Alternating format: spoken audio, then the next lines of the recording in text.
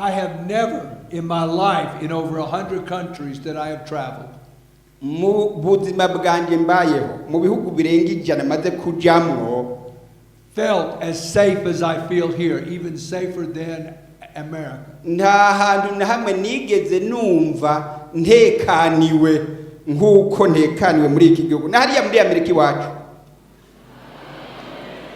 I have not felt the evil at any time. Hari ibihugu nagiye ngendamwo nkabona satani nk'uko yoba ariko aragendagenda.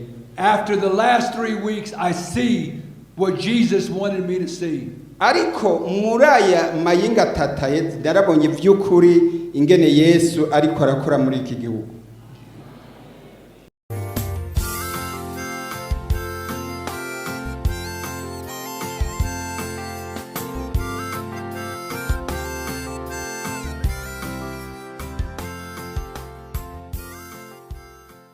Abaganga mu buhinga bwabo no mu bumenyi bwabo bari bambiye ko ntazosubira kuvuga kandi ko ntashobora kurya, ko hari ikintu bari bagiye gukura aho mu muhogo bijanye n'ukururimi rwanje.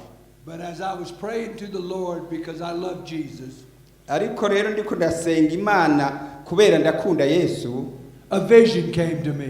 Hariho kwerekwa nagize. The Lord told me I would be okay. Imana irambwiye atoya ntacu uzoba.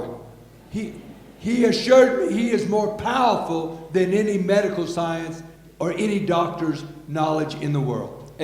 Imana irarengeye ubumenyi bw'abaganga, irarengeye ubumenyi abantu bose bafise hano mu isi. It gave me great peace. Yarampaye amahoro yuzuye muri jewe. That only the Holy Spirit can give you. Ni muhemu yera wenyene ashobora kukuzuza ayo mahoro. The power of the love of Jesus is overwhelming. Ubushobozi bwa Yesu Kristo burarengeye byose. I told my wife I would be okay, not to worry. Narabwiye umukenyezi wanje ni ntugire ubwoba ntaco zoba. Because God had something else for me to do. Kuko Imana hari ikigomba ko nzoyikorera. They tried to put a tube down my throat in the operating room so that I could eat, and I said no. Baragomvye rero kunshiramwo kajya gatube bashira mu hogo kugira ngo banyopere, ndavyanga ndavuga ntoya nimureke. Because in my heart I believed what my vision had told me, I would be okay. Kuko narumva nemezwa kandi nizeye nkuko ukwerekwa nari nagize nibaza nti bizogenda neza kandi nzokira. I woke up after they took part of the left side of my tongue away. Hanyuma rero hari ikintu muga bakoze maze kwikangura, hari ikintu bari bakoze hariya mu muhogo maze kwikangura. My wife was by my side. Hanyuma umukenyezi wanje nasanze ari impande yanje.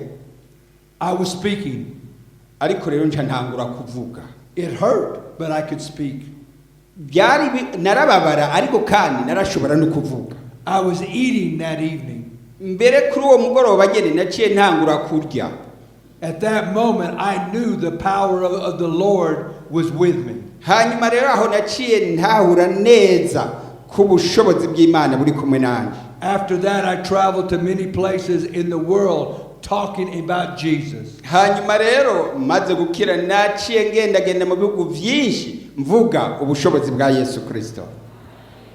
It brings me to a scripture that jumps out at me, and it's Acts 1:8. Hari ijambo ry'Imana twagomba dusome hano mu gitabo cy'ibyakozwe n'intumwa igice ca mbere ku murongo w'8. But ye shall receive power after the Holy Ghost is come unto you, and ye shall witness both in Jerusalem and in Judah and in Samaria and around all parts of the earth. Ariko muzohabwa ubushobozi mpwemu yera niyabaza ko muzoba ivyabona byo kunshingira intahe i Yerusalemu ni Yudaya hose ni Samaria no gushitsa ku mpera y'isi. And in February I found out I'm coming to Burundi. Mu kwezi kwa kabiri narumvise yuko nkwiye kuza mu Burundi. And I kept asking the Lord in my prayers, Jesus, tell me what I'm going to do and tell me what I'm going to see. let me know what you want me to do. maze kumva mpamagara wo kuza mu Burundi naciye mbaza Imana ni Imana niko ugomba ko nzovuga kandi niko ugomba ko nzokora muri kiriya gihugu. After traveling the world and seeing and feeling the evil and the darkness in people's eyes, maze kujya mu bihugu byinshi mu isi hari ibihugu ushikamwo ukabona kabisa yuko hariho ububasha bw'umwijima ko Satani ariko akora muri ibyo bihugu. I wasn't sure what I was going to see here. I wasn't sure what the Lord was going to let me see here. Yes. Sinarinzi ngwi Imana izonyereka iki maze gushika hano muri iki gihugu. But after traveling all over the country, from Gotega to Ratana to Cayuga, all over the south and the east and the north, naragerageje guca muri iki gihugu mpere yari Igitega hariya mu Rutana hariya mu Kayogoro n'ahandi hatari hamwe. I have never in my life, in over 100 countries that I have traveled, mu buzima bwanjye mbayeho mu bihugu birenga 100 maze kujamwo, felt as safe as I feel here, even safer than America. nta hantu na hamwe nigeze numva ntekaniwe nk'uko ntekaniwe muri iki gihugu na hariya muri Amerika iwacu. I have not felt the evil at any time. Hari ibihugu nagiye ngendamwo nkabona Satani nk'uko yoba ariko aragenda genda. After the last 3 weeks, I see what Jesus wanted me to see. Ariko muraya mayinga tataye darabonye vy'ukuri ingene Yesu ariko arakora muri iki gihugu. Jesus wanted me to see people that love Jesus. Yesu yagomye yuko mbona abantu bamukunda. I see the light of the Lord shining in your eyes so brightly that the Holy Spirit strengthens me. Narabonye ingene umuco w'Imana ubakayanganira kandi ivyo byanteye intege. God showed me that a country that loves Jesus is what the world needs today. Yesu yaranyeretse yuko abantu bo mu igihugu kifise abantu bakunda Yesu arico gikenewe muri inosi. I pray today, and I'm going to pray that Jesus goes to other countries as strong as I feel it here. Nukuri ndasenga Imana nataratanguye kubisengera kandi nzoshishikara kubisengera kugira ngo ivyo nabonye hano ni mu bindi bihugu bishikeyo. Let us pray. Leka dusenga Imana. Our gracious Heavenly Father,